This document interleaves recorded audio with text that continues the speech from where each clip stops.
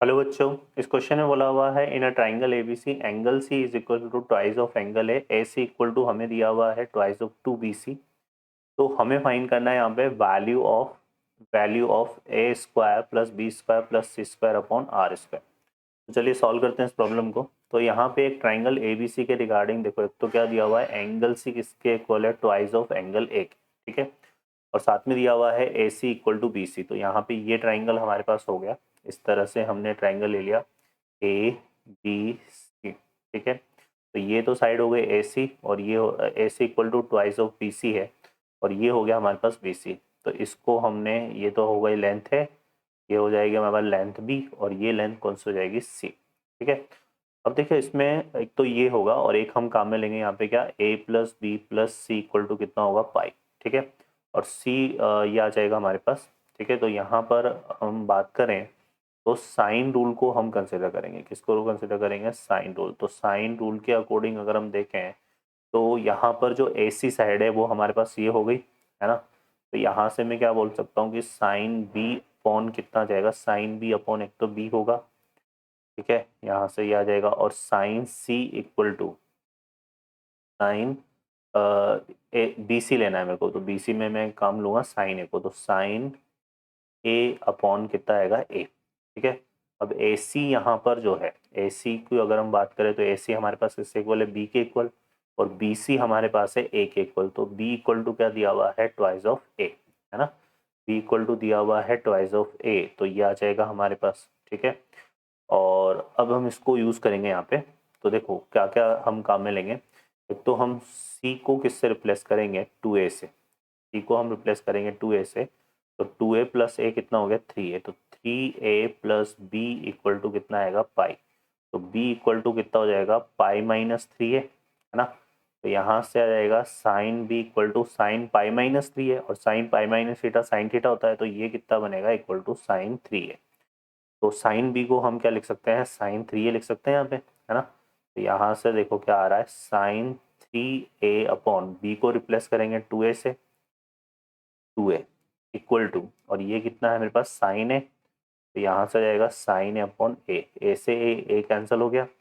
और sine three को क्या ले सकता हूँ मैं? थ्री साइन ए माइनस फोर साइन क्यूब ए और अपॉन में ये आ जाएगा साइन ए, ठीक है।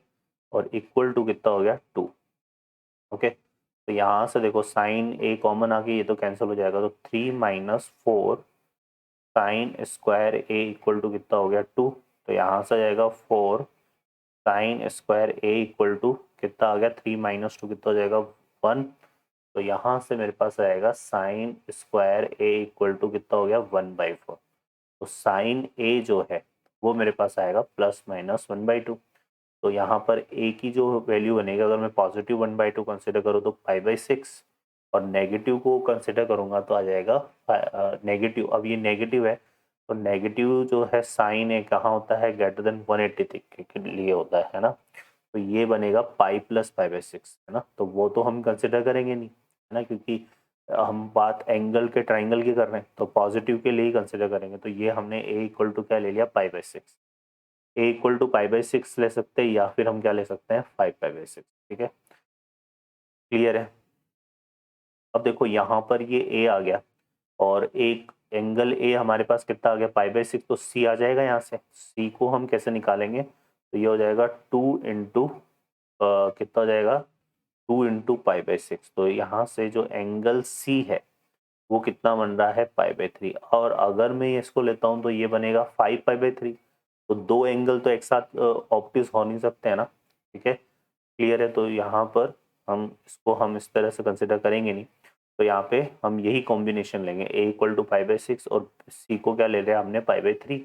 अब ये पाई बाई थ्री है तो जो बी एंगल है, बी एंगल है वो क्या बनेगा? क्योंकि pi by six plus pi by three कितना होता है? पाई बाई टू, है ना।